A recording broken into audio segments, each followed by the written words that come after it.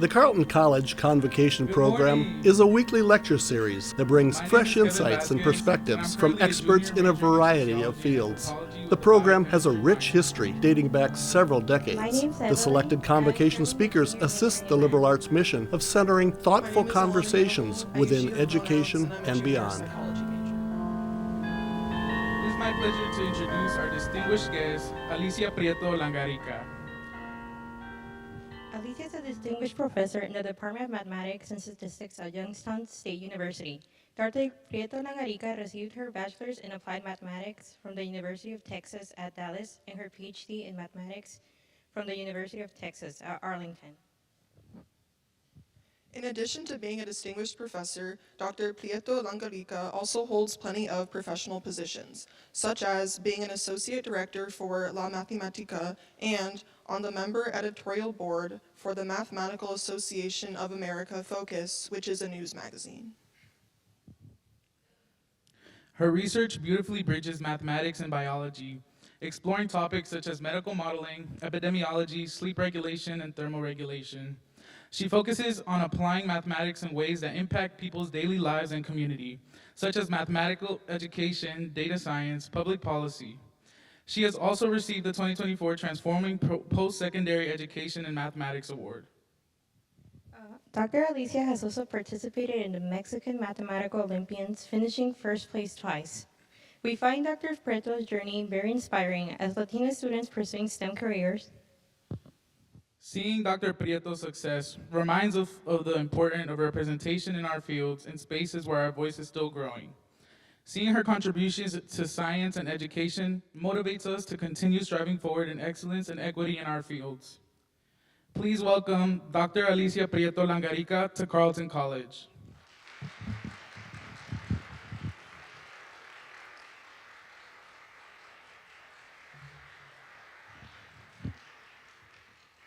That was like the best introduction ever. Thank you. Muchísimas gracias. That was like really lovely. I was trying not to cry.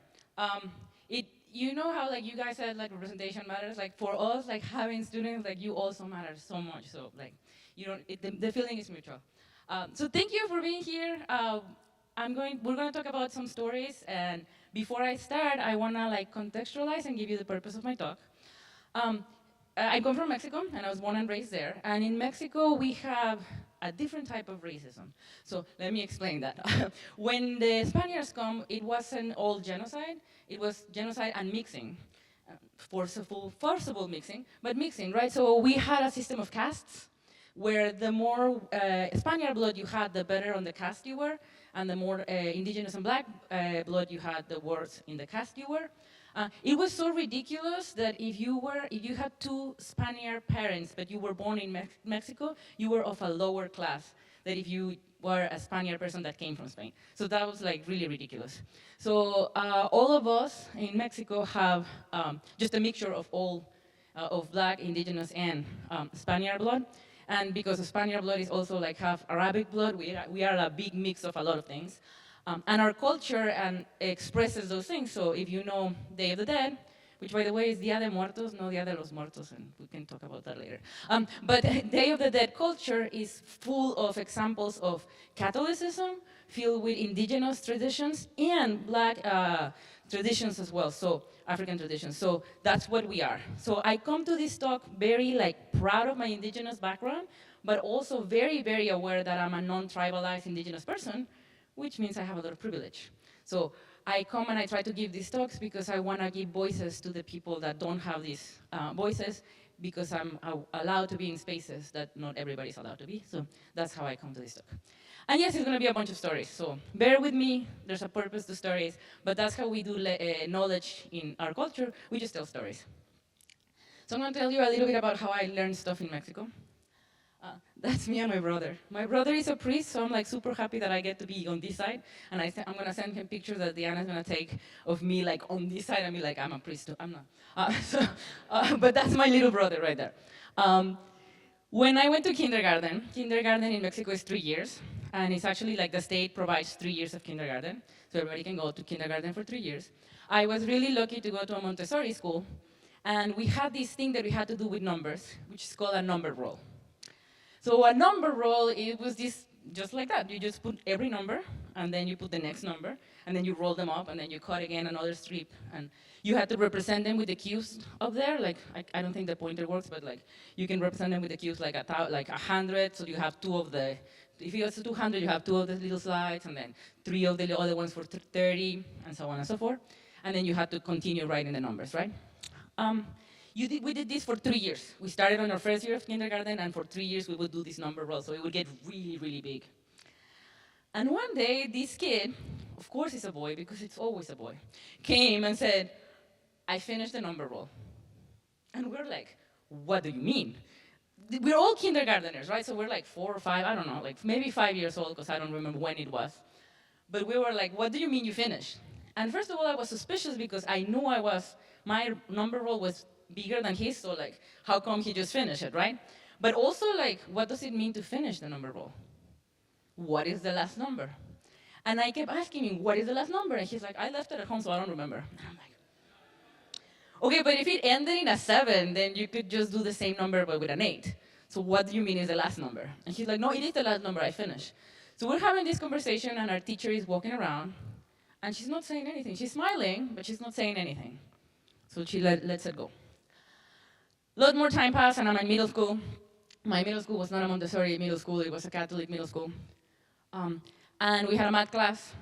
I'm not going to traumatize you with a lot of math, but there's some math in my slides. We were trying to learn how to factor polynomials. It's the first day that we even hear this concept. We knew how to multiply. So if we had something like the 2 parentheses, we knew how to multiply them. We had learned that, and we had practiced it. We knew how to do that. Then the teacher comes and writes the top thing and says, factor that, like split it into 2. And I immediately was like, you cannot do that. And then one of my classmates, of course, another boy says, of course we can, Alicia. Like, we've been doing the opposite, so of course we can do it back. And I'm like, oh, that's fascinating. And then another one of my classmates goes like, how do you know it's unique? And the teacher leaves the classroom and lets us just like work on it. So we spent the 50 minutes, however long the class was, talking to each other and trying to figure out if we could do that. Like figuring out, where does the 8 come from? How do I get an 8? Where does the 6 come from? And at the end of the class, we figured it out. And then she gave us another one, and we figured it out. And that's how my classes were in math back then in Mexico. Quite different, right? But that's what it was. I want to shout out my middle school best friend, because in order to do this talk, I had to go back and ask if my experience in Mexico was typical or not.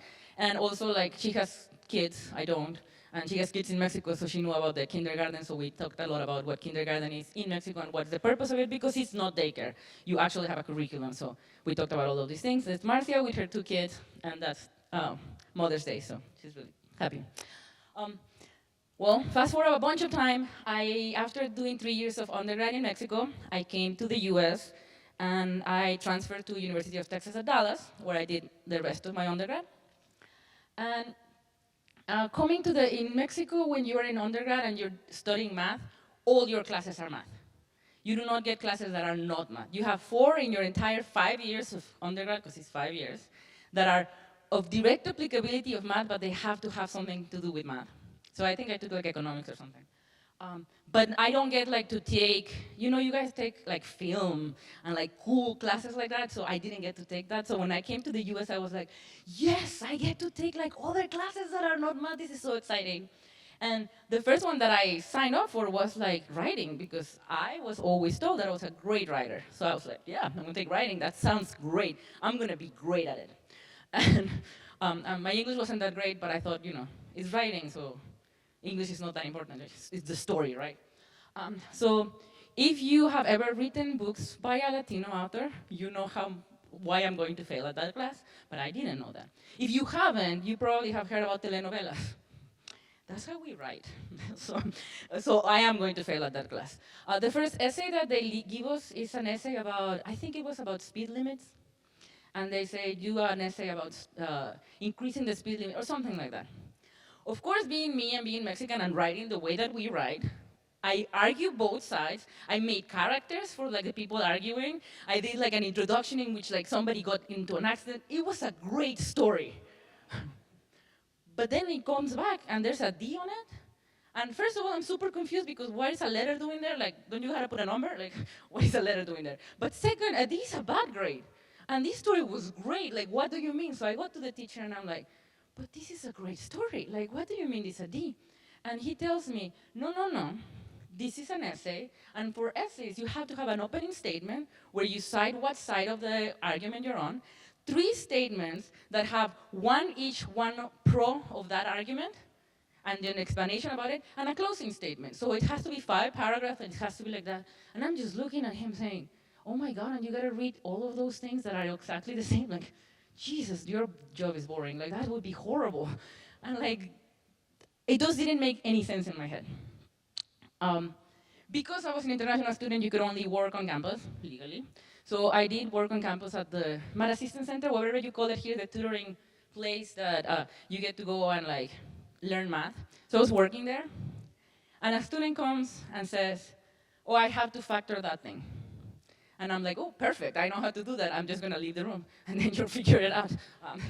So no, you cannot do that here. But I was trying to like prompt the student to be like, you know, where does that 12 come from? Like, how do we split this thing? And I was asking all these questions, and then he stops me and says, no, no, no. My teacher gave us that set of steps. I'm stuck on that 3rd set of steps. I'm like, steps? What do you mean steps? They gave you like an algorithm to do this? And like, he's, yeah, the teacher gives us that, and we just follow those things. And they did a bunch of examples in class, and I just didn't understand this step. And I'm like, first of all confused, but then super excited and fascinated because my family, they don't do math, and they didn't understand why I was doing math. And with that algorithm, I could teach my parents to factor. So I was like, shit, yes, everybody can factor. This is fantastic. Let's do this thing. I'm going to teach everybody in the world to factor. This is going to be fantastic because everybody can factor, right? And you see it. If you follow the algorithm, like everybody can do it. You need a little bit of practice, but you can all follow an algorithm and do it, right? So I was like, man, education in the US is great. All I have to do is like give people, break it into lots of steps, and then everybody can do math. And I was so excited about that, and that was my approach to teaching. I have some colleagues here that teach math, and I will tell you I changed. I promise I'm not that bad. But back then I was like, this is fantastic. This is what we're gonna do. We're gonna break everything into steps. Everybody's gonna be able to do this. I will be able to produce as many mathematicians as they want to be because it's really easy. This next story is like fast forward a lot of time. In the summer of 2024, I normally have a summer program for high school kids around Youngstown. These students, I've been talking about them for a while. This is a high school in Youngstown that has the median income, family income in that high school is $17,000 a year. It's 97% non-white. So you can imagine like these students, right? These are students incoming into YSU from that high school, from the 2 local high schools. And what we do is we're supposed to be doing a regularization program for 3 weeks, but I don't really believe in like remediation and stuff like that, so I work with them on like nice problems and things. So the first week was online, and the first day of class, I wrote those problems for them and said, we're gonna think about those problems for 3 weeks and see if you can get those problems. If you're a mathematician, I put them there so that you actually have something to do in this talk. If you're not a mathematician, ignore the problems. But they're hard. They're not easy problems. They're problems that you would give an undergrad in an advanced math class. They're not the hardest problems, but they're hard problems, right? Like, nothing that you would expect to give a student that cannot like add fractions, which is the level of the students that we get. But I did. I gave them those problems, and it was a 2-hour session online. By the end of the session, 2 students have solved the problems, the first problem, and had a really nice solution to the first problem. And I was like so impressed. These are my 2 students that solved those problems, and I make faces when I get pictures taken. Just a thing that I do. Anyway, so that's all.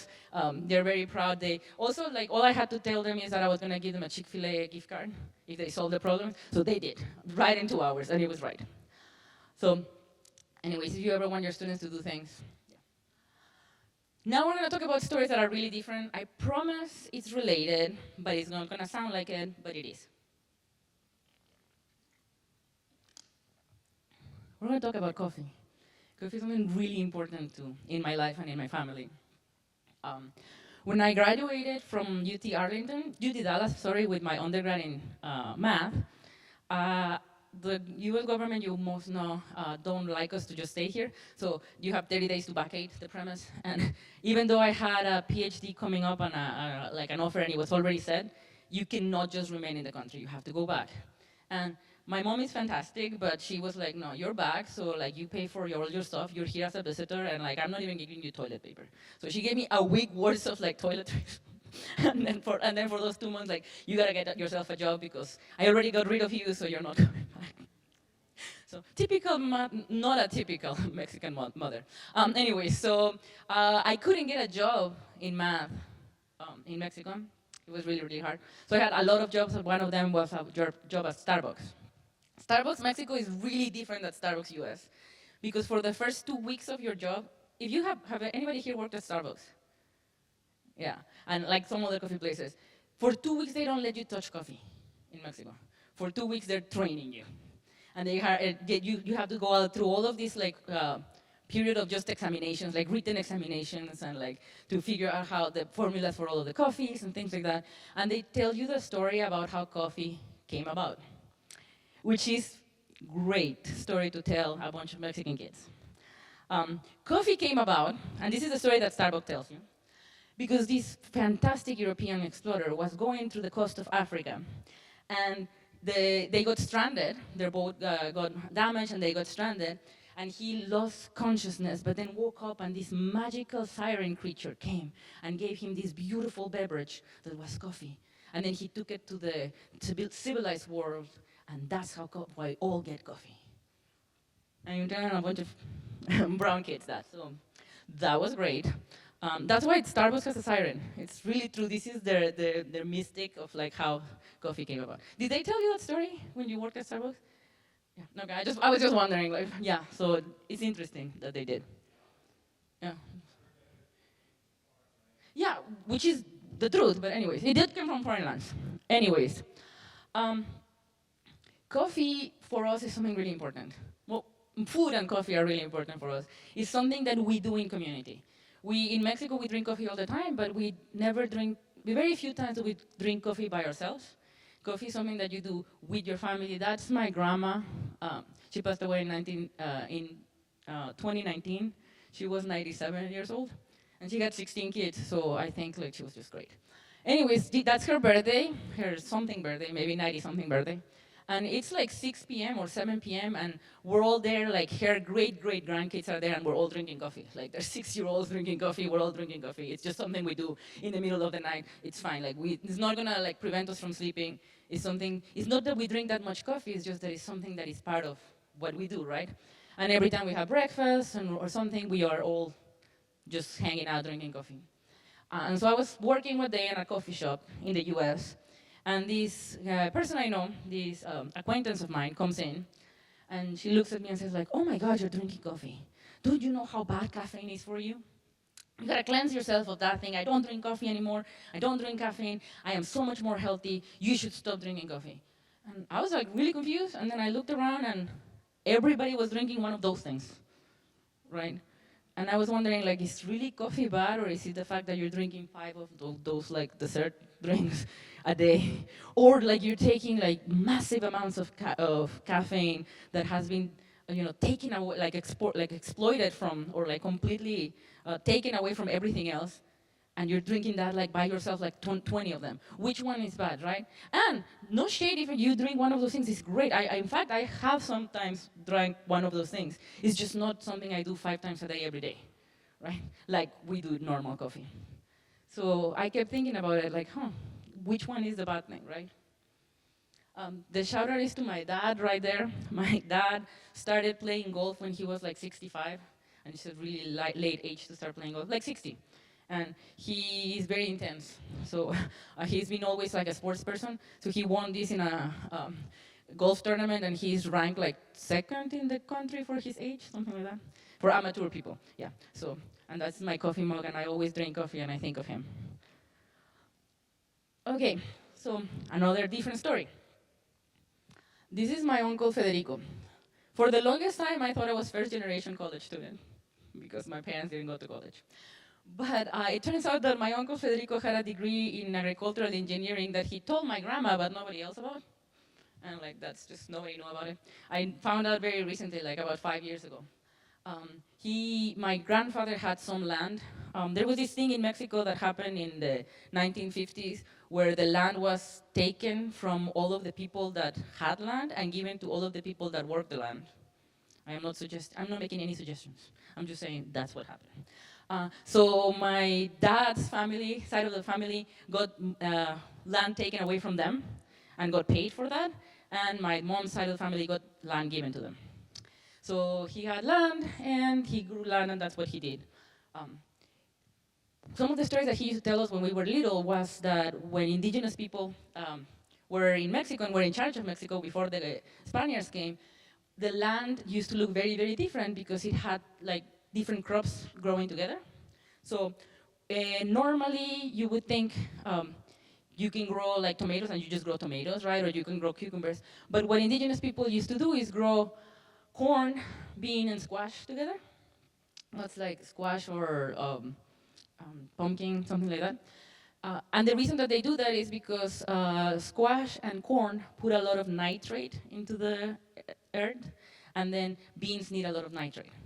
And there's other things that I don't remember that the other crops put onto the dirt, and then the other crops take from the dirt, right? So that's what they do, and then your land is never like devoted, or like you never take all of the nutrients away from the land. The land always gives its nutrients. But when the Spaniards came, they were like, no, like this little place, which is where my mom is from, is called Nayarit, has the perfect weather for tobacco, and that's all we're gonna grow. So 92% of the tobacco grown in Mexico grows in that little piece of land. So we grow a lot of tobacco. That's where my family is from. So the fields in Nayarit, the fields that my uncle had, in the 90s, they just look like that, and that's the tobacco. He became the leader of the tobacco growers in Mexico, which is really funny because he is the most unserious person ever.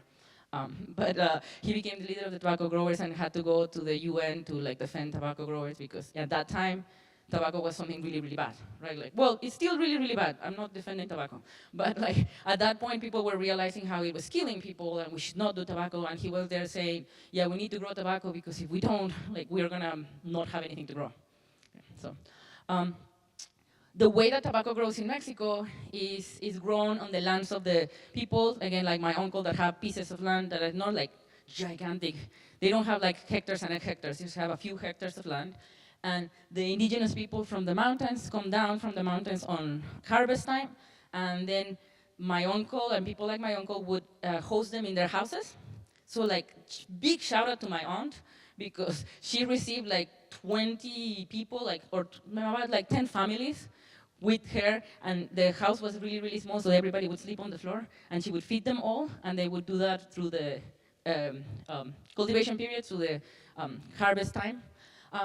The indigenous tribes that live in Nayarit and do those things are called Mexicaneros, Huicholes, Coras, and Tepehuanes.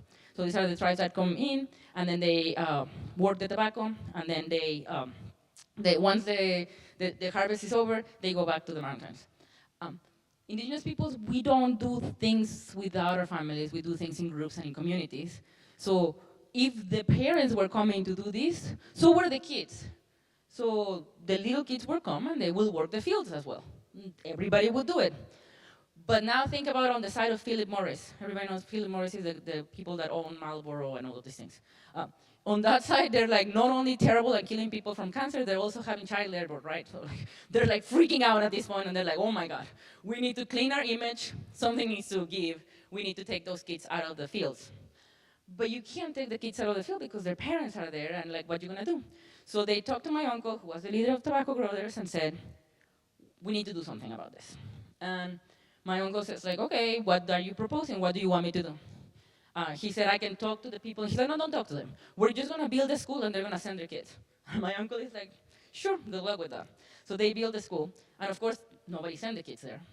So they went back to him and say, why won't they send them? It makes logical sense that you don't want your kids working and that you want them to go to school. And my uncle is like, it makes logical sense to you that you don't want your kids working with you and that you want to send them to school. Like that's, for you, that's logic, but not for us. So he said, okay, what do you need us to do? So he sat with the indigenous people that were in his house and said, like, they're building this school, they want your kids to go to this school. What do you think? What do you need for this to be something that you do? So they sat down, had a conversation, they said, we want to go see the school. They go and see the schools look like that. There's a fence there, but there wasn't a fence at the beginning. And immediately the indigenous people were like, no, we need to fence this. And you think that's weird. But the thing is, those kids are really used to walking. And if you put them in a place that they don't know, they're just gonna go back to the mountain. And then they're gonna get, they're gonna have to live by themselves in the mountains until their parents come back, because that's what they know and that's what they do, right? And they don't speak, they speak very little Spanish, so they speak their native languages, so we have to fence it so that they cannot escape. And that's what the parents said. So they they made a fence, and then they said, we don't want you to have them here as a daycare. We're not interested in that. We are losing labor hands, and now we have to do all the job by ourselves. So we want you to pay us more, and we want you to teach them stuff that is certified by the Mexican Department of Education. So they made those changes, and then they said, and we want culturally relevant pedagogy. We do not want you teaching them that there was this dude, Christopher Columbus, and came and he enlightened us. None of that interests us. We want our indigenous teachers to come and teach here. So they did that, and they made this programa. It's called Programa Florece. There's a lot of videos online if you ever want to look at it. It's no longer in place, but for a while it was in place, and my uncle helped it happen. And these are all the kids that went there, and of course, politicians love to just brag about what they did. So there's a bunch of politicians there bragging about what they did. But it was a very successful program because it took the kids out of the fields, and they actually gave them some really good knowledge and like food and stuff like that. And he managed to pay people more for the tobacco, because it was gonna take a little bit longer to, harvest all of the tobacco. Shout out to my uncle. He's a really big baseball fan, and that's not something that happens in Mexico that much. Like, everybody's a soccer fan, so he's a big baseball fan, and he took us always to watch baseball. And he always took us to the field to work with him, so I've done those things where I thread the tobacco and put it up, because he said that we needed to be good at something. So the school is nice and whatever, but you need to be good at something useful. That's also his coffee shop, where my mom is on the top. So now he has a coffee shop, and he sells coffee in the plaza. So, yeah. All right. We're gonna switch gears. There's gonna be more stories. I told you there was gonna be a bunch of stories, and you probably still are wondering, how are they connected? That's good. That's what I want you to do. All right. These stories. Here I'm going to talk about some books that I read recently. Moving to the US, again, it's not that we don't have racism in Mexico, it's just that it's very different. And coming here, I realized a lot of things about positionality. I always think that people think that privilege is a linear thing. For the mathematicians in the room, privilege is a non-order set. It's an n-dimensional thing where you can have privilege in one dimension and not in others, right? For the non-mathematicians, there's a bunch of different ways in which you can have privilege and not, right? As a Mexican, middle-class Mexican in Mexico, I had a lot of privilege. Coming here, I'm an immigrant, I wasn't there, so that changed, right? And I can have more privilege than other people. My partner is black, I know I have a lot more privilege than him in many ways, just because the color of my skin, right? So I started reading a lot of books by black authors, especially black feminist authors, because I just think that they are really just the guiding principle for everything, and you can find all the answers to life in their words. So Assata Shakur, may she rest in peace, recently. She wrote in her autobiography about her time working for the Black Panther Party. And the Black Panther Party was doing these after-school programs. And I highlighted some of the stuff in her book, but I know it's like really far away. But kind of what she says is how the way that the after-school program was set up, she had to give them those Reader's Digest. Some people in the room might remember those, the Reader Digest things. Most of you are way too young to remember those. But we got them in Mexico too, that's how we would learn English. But they were boring. Like nobody wants to read those stories. I mean, maybe somebody did because they sold. But for us, they were like, how does that relate to me in any way, right? So she had a bunch of Reader Digests that she was supposed to use to teach her students to read and to tell stories. So she just took them apart and said, no, now what we're gonna do is you guys are gonna write stories and we're gonna exchange them and you're gonna read each other's stories. So that's how we're gonna do the reading, right? And some of the things that she said that she was shocked about how smart her students were and how creative they were, how she was learning just as much as the kids. She found it oppressive playing teacher, so she rotated and every kid would play teacher one time, right? For any professor in the room, doesn't that look to you like flipped classrooms? Like the same concept, right? Of like, oh, we're gonna like do active learning and flip classrooms. So yeah, she was doing this in 1960s. Another fantastic author, Octavia Butler, right? Like, if you have not read Octavia Butler, you gotta read Octavia Butler. This is fiction, so if you don't want to read an autobiography, you can read Octavia Butler. In one of her books, Parable of the Talents, she's talking about this school that they founded. And in this school, they would have the students do projects instead of like attend classes and attend lectures in classes. So she stood away from all of these things and gave the students projects that they had to put together a lot of different disciplines to do this project. And she said how all of her kids worked on projects, part of their education. Each kid does at least one group project and one individual project. So again, professors in the room are like, oh yeah, that's pedagogy that we're supposed to be doing now, right? Most kids find the two unrelated projects influenced in one another, this interdisciplinary work that is so in fashion right now that everybody's trying to do. The kids begin to teach themselves and one another. They begin to learn how to learn, metacognition, all of the names of the things that we are supposed to be doing now, right? That people are telling us that we're supposed to be doing in our classroom. Some people have been doing it for a long time. With their mentors' help, they chose some aspect of history, science, math, art, whatever, and they learned it well enough to teach it. And then they just did that, teach it. That sounds like the kind of classroom that we are aiming for right now, that we are told this is what we should be doing, right? And she wrote this thing in, well, she published it in 1998, so she was writing this thing before that. If you don't read any of the things that I tell you are great, please read bell hooks. They are fantastic. This is from her Teaching to Transgress that was published in 1994. Here she talks about some concept that is a little bit hard for me to explain, but like who has expertise, right? I think that we go around seeking expertise from people that have published a lot of books, that publish a lot of papers, that do science in the very Western Occidental way of doing science. However, there's a lot of people in this room and a lot of people in life that have been doing the same science and have been doing the same and have been teaching the same concepts for a long, long time, but they never published them until somebody finds their work and then publish it themselves, right? She talked a lot about Chela Sandoval, who was a Chicana theorist, feminist theorist, who didn't publish much, but would give talks and would talk about these certain things, and then somebody else would grab those same concepts, pass it on as themselves, and then sell it, and become very, very famous. So this is the kind of thing that I'm talking about when I hope that things are starting to relate to each other. But yeah, she talked about who has the right to call themselves an expert, and whether you only have the right to call yourself an expert if you have gone through the Western way of doing things. The shout out here, because I wanted to shout out people from every one of my stories, is my group. We are not angry women. This is just the title of our chat group. We are very pleasant women. These are like 3 other women that I went to undergrad with. Yeah, we call the chat angry women because we talk about feminist stuff. So we are not angry, but sometimes we get angry. They are very big readers.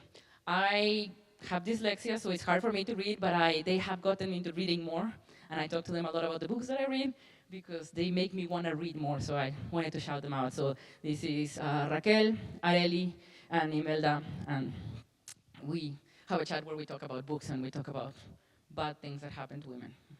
And we don't get angry about it. Yeah. All right, so when I was preparing this talk, I told my friend that I wanted to do a talk and just tell stories, and that's the way that probably would happen in my family.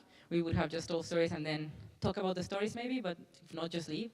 And she said that I need to know my audience and I cannot just leave right now, but I would have. So we're gonna talk about moralejas, which is what we can learn from the stories, and maybe talk about how these things connect. So I'm not leaving yet. I want to leave the message that we should not algorithmicize learning.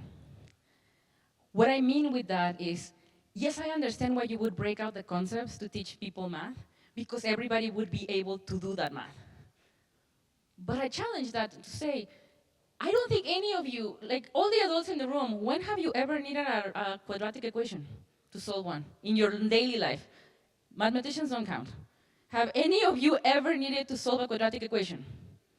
So why am I teaching you how to solve a quadratic equation in the best, most efficient way of teaching you how to solve a quadratic equation? I'm wasting your time, your money, and you guys paid a lot of money to be here. So wasting a lot of money and a lot of time teaching you something that you're never gonna need. We justify teaching you math because it's supposed to teach you how to think, but when we break it up in so many steps, what are you learning? To do steps? I'm sorry, but even if you learn how to do them really well, you're not gonna do them better than AI. So I just wasted a lot of your time and your money. Don't algorithmize teaching. Learning, right? We should be learning by struggling. We should be learning by somebody putting an equation in the board and leaving the room and having us talk about it. We should be learning by having us try to figure out if there's a finite number when we're 5 years old, right? Is there a last number? Like nobody told us whether it was true or not. But I constantly thought about that afterwards. Because I do not have very good memory, but I remember that. I remember what I was wearing that day when that kid came and said, I finished the number book. You did not finish the number well. I was ahead of you. But not only that, right? Like, what is this last number thing? Like, those kinds of things, this is what teaching, what learning should be, right? In the same veins, we should not algorithmicize teaching. I lead Project Next, which is a professional development workshop for new faculty in math. I have like Morphy, Kate, and Claudia that have been there. And that, like, yeah, you guys learned something from me? I don't know. But anyways, you were there while I was there. So one of the things that some of the fellows would ask me is, what is the one thing I can do in my class to be a great teacher? And it's sort of like they want step-by-step instructions of how I do projects in class. I just do projects. I'm not gonna tell you step-by-step, go do them the way that you would do them. The way that I would do them, it's very different than the way that like Diana would do them because we're different people. I don't see Diana being like, I have a potty mouth and I do not like, I say bad words to my students. I treat them like adults, but I'm like always joking with them. Like that wouldn't work for somebody else, right? I am not a structured person. I try my best, but I'm not a structured person. So I cannot have a very close structure for my students on projects because that's not me. But it's fine because students need to experience a very structured instructor that will help them like that because we have students that are like that. And students also need some creative person that is not that structured, that lets them do, you know, like, what is that kind of parenting that you just let them do? That kind of parenting. This is why I don't have kids, see? Anyways, so we need to think of our students as crops. Some of them will need the nitrogen, some of them don't. But they can give each other those things. So we need to teach to all of them, like teaching them in different ways so that some of them will succeed. Some of them will succeed with the nitrogen, some of them will not, would need to other kinds of, I wish I had paid attention to what elements it was, but like let's say phosphate. So phosphate and nitrogen, like we just need to rotate those crops so that all of our students can learn better. Does that make sense? Your students, and your class, everything is unique. I teach the same class over and over again, my QR class, like the quantitative reasoning. Every time I teach it, my students are different. I don't get to choose what students I have, right? And I have to accommodate to my students. One way I do this is they get to pick the syllabus, which would freak out a bunch of students here. Immediately you're thinking, what do you mean? I mean, you get to decide what you want me to assess you on. You get to decide if you want exams, if you want homework, you get to decide everything. They freak out. And somehow they always choose exams. Like all of my colleagues would tell me, what day they will never choose an exam. They always do. I never tell them to do. I don't know if they try to be like, they're trying for me to like them or whatever, but like I never tell them choose an exam. They all do. They all choose to have projects. They all choose to do these things. And they choose how much they want to be graded on those things. And it's great. And I don't need to have the control on that. We can share the control and we can share the learning and they can be part of this learning experience. Something else that I do is I continually assess myself, which is really painful because they are very honest and sometimes it's like, you did not tell us what chapter of the book we were doing. And I'm like, yes, I need to be more organized. I still have like some of things that I don't do well, but I like for them to remind me. And whenever I give them that assessment, then it's an anonymous assessment. The next day I talk to them about why we will change things the way that they want them or why we cannot, right? So I talked to them about like, most of the time the first thing that they say is, I learn better if you do examples on the board. Because you all think that that's true. Like most of the students are like, that's how I learned in high school. Somebody was there and they were doing problems and then I would copy what they were doing and that's how I learned best. And no, that's not, but that's fine. So I talked to them about how I've been a very big football fan since I came to the US. And I watch football every Sunday. I watch the Giants, so I'm not that happy lately. but I still watch the Giants. I'm happy today. But I'm not that happy every Sunday. But what I will say is I don't know how to throw a spiral. Why? Because I've never done it. Like I've never tried it. I've never actually gotten the ball right. I gotten the ball a couple of times and it didn't work out. And that's what students think learning is. Learning is watching somebody do things.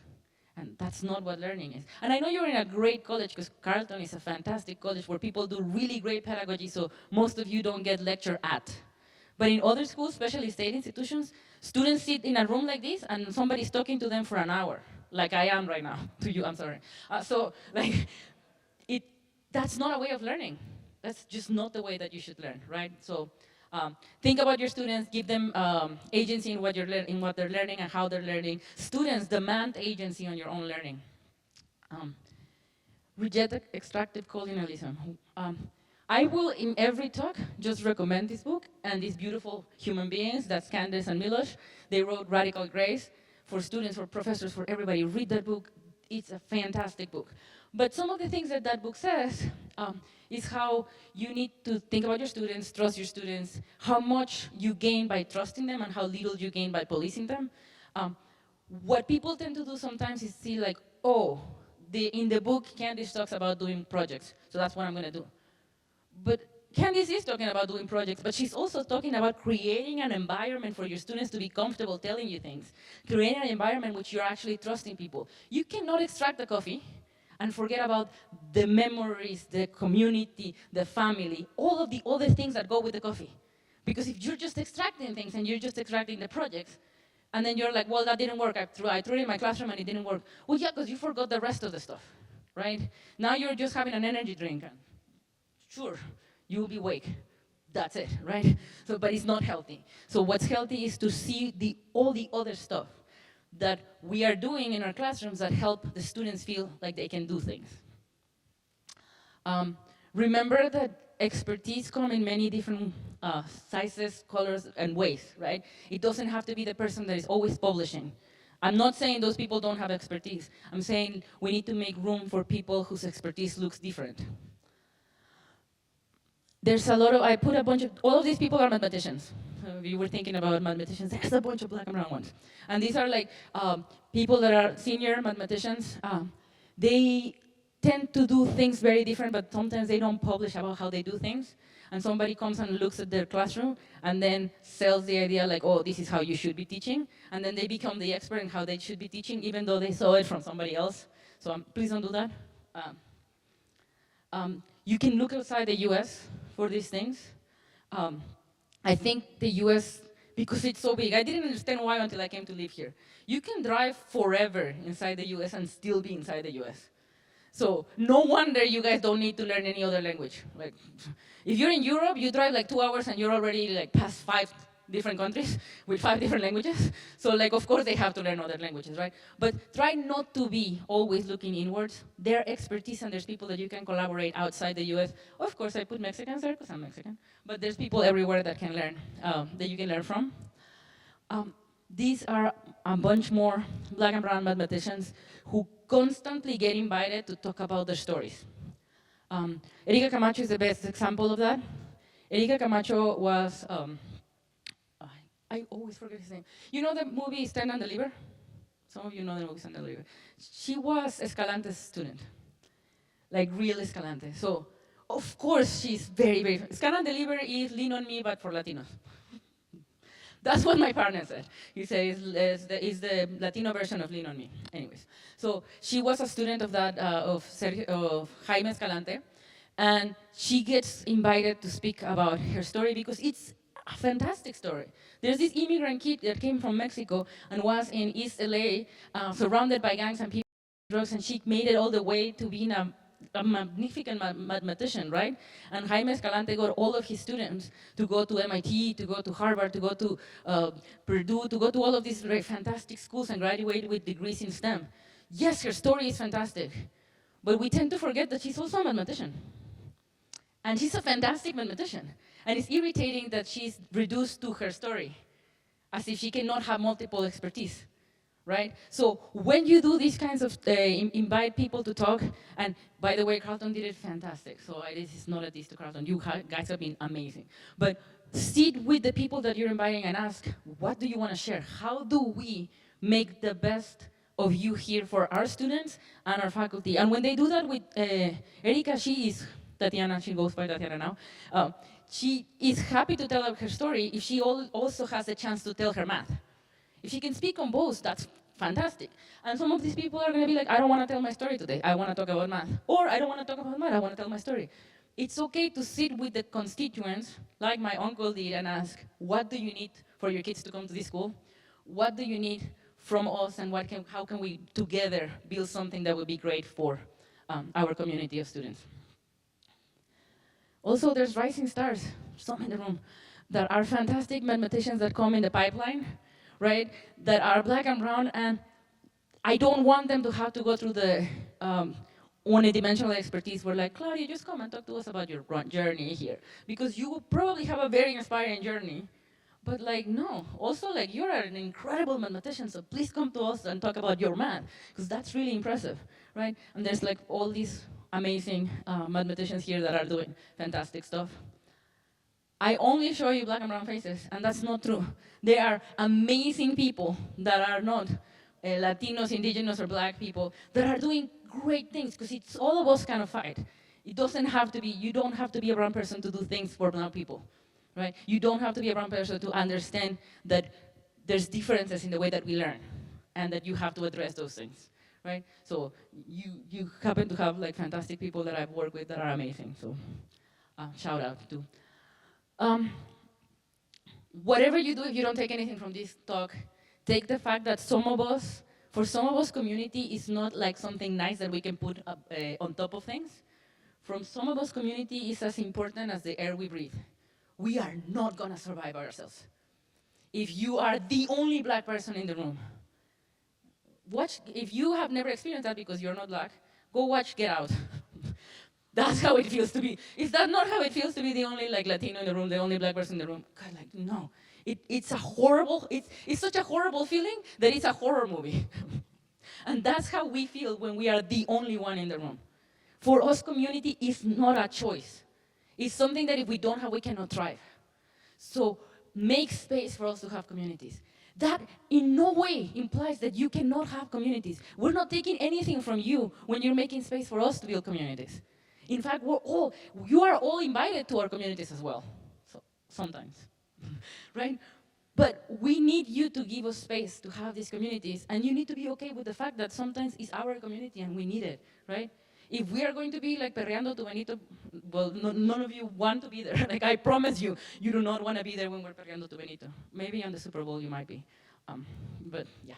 So we need those things to be able to thrive, because we cannot do math without the rest of our humanity. We cannot do science. We cannot do college without the rest of our humanity. So build spaces for that. And this is it. That QR code has the names and websites of everybody's picture that I presented. So if you want to see who the people were, like just scan the QR code. I'm about to change the slide, but the next slide also has the QR code. The last shout out is to my best friend, Selene Bañuelos, who helped me put this talk together and was the only person that watched it before I gave it for the first time. My partner, Chantel Coleman, who also helped me put this together with my two dogs that are not in the picture. And my mentee, Alma Benita Gonzalez, who is an indigenous woman, part of a group that is indigenous women in science in Mexico. She was somebody that I wanted to run the talk by to make sure, I'm being respectful as, again, a non-tribalized indigenous person. I didn't want to be disrespectful in any way, so she was somebody that is doing this kind of work in the medical field, where doctors steal customs from indigenous doctors and then don't give them credit for things. So they bring, yeah, so she's doing all of that kind of work, so it's fantastic what she's doing. Thank you so much, and that's it for me. So I did 40 minutes exactly, so I'm very proud of myself.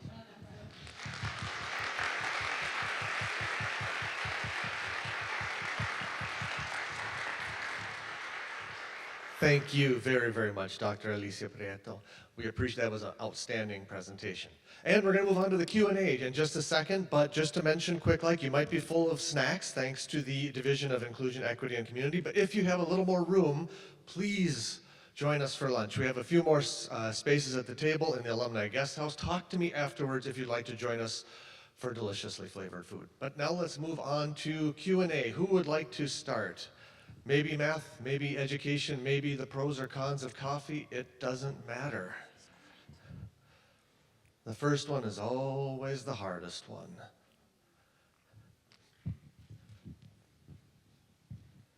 Thank you so much for the wide range of expertise you showed us today and the swearing. My question is, from the education standpoint, what parts of your journey helped you become confident in who you were as a teacher to be able to be chaotic and swear and let kids choose their syllabus and projects, to empower yourself to follow your skill? That's a great question. So the first class I ever taught was as a grad student, like we most of us do. And I asked for a lot of advice because I was panicking about it. And they all gave me advice about being really serious and like coming to class like on, because I'm always like really early to things, so they're like, no, come on time and don't let the students take advantage of you and all of these things. And there was it was a heightened surface that you had to teach on.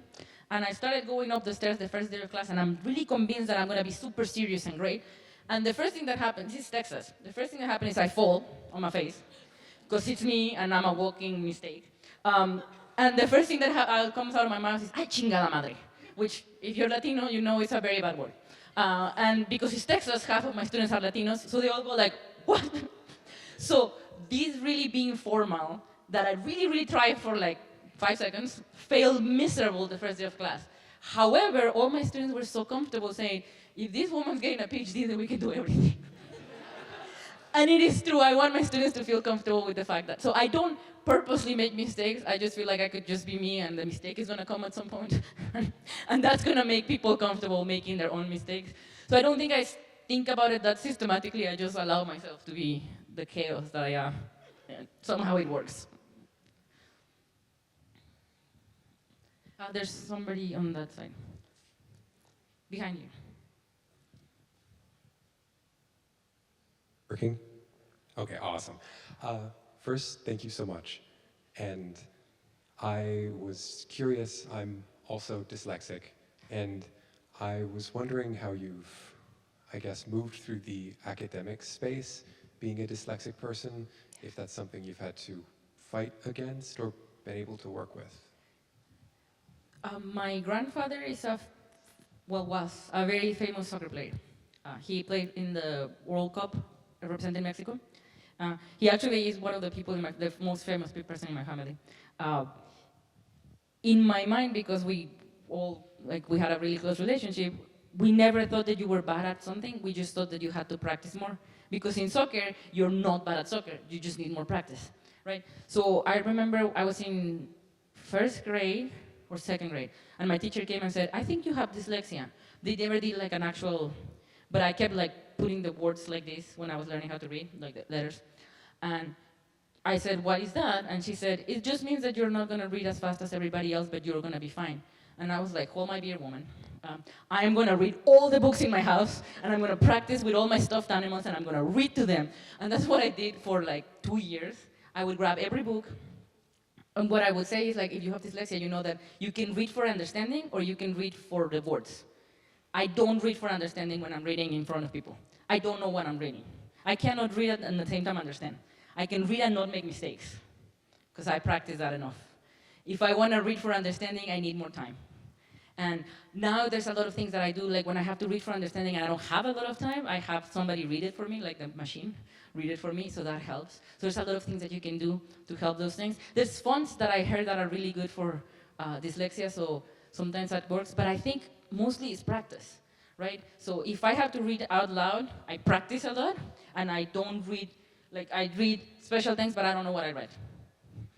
And if I want to read to understand, I just do it by myself in the comfort of my own house where nobody's going to judge me for doing it so slowly. But I read slowly. Like, you can read, you just need more time. You just need to read very slowly. So that's what I do. I just read very slowly, and that's fine. I don't think that makes me in any way less smart, and I'm sure it doesn't make you at any way less smart. It just makes us have to work a little harder. So I think it makes us better, because we just work harder. So I hope it helps. Yeah.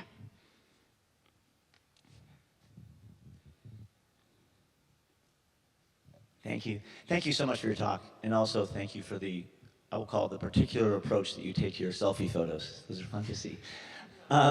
You're speaking to many college students now and who will be making decisions how to use their incredible talents out in this world, right? And there are a lot of pressures, incentives to go in lucrative directions, to go in prestige directions, et cetera. Education often doesn't fit either of those in our country. So you've been an educator for a long time. What's one or two things that you would say to those students that in your mind helps to balance out the lucrative, the prestigious? So life is short. Oh, I'm going to answer with a story. Is that okay? Okay. My dad's best friend is a really rich dude from Denmark. I'm not going to tell you how they met because that's a really long story. But we always had Danish people living in our house in the summer. And we used to take them to the beach where my mom is from. And there was this guy that had to work a lot, like during the whole year to afford a trip to Mexico to come to see my family in the summer, right? So we were walking on the beach in the afternoon to watch the sunset. And we were all walking together, and there was a fisherman in a hammock, relaxing, every time that we walked. So the fourth day, the Danish guy tells my dad, I want you to translate this. And he said, I want you to tell him how beautiful this place is and how I'm going to be working the entire year, my entire year next year, so that I can come here next year again. And the fisherman turns around and says to my dad, tell him I'm going to be here waiting for him. Life is really short. We got to do things that make us happy. I think we try to do other things, and that's completely fine if it makes us happy, but I think we got to ask ourselves, is this making me happy? Because that fisherman had nothing. We've been to his house. It has a house that doesn't have a floor. But that fisherman is really happy because all he does is he fishes in the morning and then he spends the whole afternoon watching the sunset in a hammock. And he doesn't need the other stuff. If this other stuff makes you happy, if money and like fame and like recognition makes you happy, choose that and do that. But if it doesn't make you happy, just remember that life is really short. And are you going to be miserable so that you can get a little bit more money? Or a little bit more fame? I don't know. Life is short. We're going to squeeze one more in if we can. This is a parent via Zoom, and they There's a write, Zoom? Okay. Hi, Carleton parent here. So happy to be able to join you via Zoom. I'm very curious how you teach intro math calculus for students who need extra time for things to click when you have limited time to cover. How do you apply these amazing principles? Yeah, I have that conversation with my colleagues a lot because I feel like we have the need to, by cover, mean I am going to do an example of all the possible examples in the board. And then that way I covered everything. I'm trying to rethink teaching in a way that is, what tools do I need to give my students so that they can figure things out? And that takes a lot less time from me. It takes a lot more time from them. So they have to work harder, they have to work better, and they have to work together, and they have to work outside of class. But I don't have to cover every example. I just need to give them the confidence to realize that they can figure things out. Most of the time, being a math professor is being a cheerleader. I'm sorry if I'm like chipping in our profession, but it really is. We all have the talent to do math. But most of you have gotten from the outside, people have told you you're not good at it because you didn't do it fast enough. Or you're not good at it because you didn't do it the traditional way. Or you're not good at it because you thought about it on a different way. And you just believe that I'm not good at math. But all of us are innately good at math because math is just puzzles and problem solving. And all of us have problem solving in our lives. So all of us can do math. All we have to do is give them that confidence and cheerleading them into thinking they can do things. when they're realizing that they can do things because they can do things. So if you spend less time doing examples on the board and more time helping them realize is by them working together, by them working out examples, but you, something that is really fun for me to do is when a student takes a path that I have never thought about taking and I don't think is going to lead to the right solution, can I figure out how to push them a little bit into the right? That is such a great math problem, right? And sometimes we are bored in class. So we can think about how can this lead to a right solution and help them get to that and praise them for thinking about a different way of doing things, a more creative way of doing things, and then they get confident and then they can do things. Very good. Thank you so very much, Thank you Dr. so much for Alicia. being here and listening to me for 40 minutes. Thank you. Thank you.